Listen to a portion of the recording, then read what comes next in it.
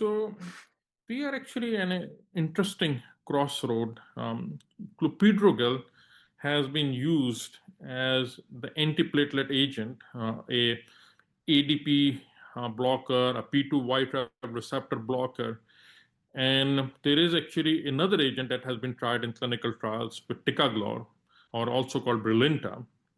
Now, the reason, even though Ticagrelor may have certain properties of the drug that may be more desirable than Clopidogrel, it actually hasn't been used more frequently, and the main reason was the cost. So, Clopidogrel was a generic medication, and Ticagrelor was still on a patent, still was under a patent. So, obviously, there was a major difference in cost. So, despite a new drug that could potentially have a better pharmacokinetic profile, Clopidogrel was used for pure cost.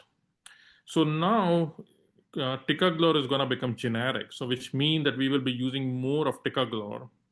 And the question will become is that are these findings also valid when we're using Ticagrelor and aspirin? So essentially, somebody who's on Ticagrelor, should we still also favor using a lower dose of aspirin?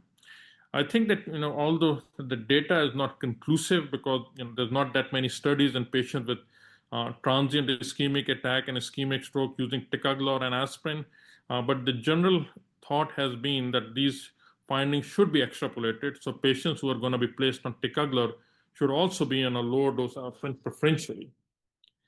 So I think that's the next step, that perhaps through a different set of observations, these findings would have to be validated when Ticagrelor becomes the major drug as opposed to Clopidogrel in the stroke patients.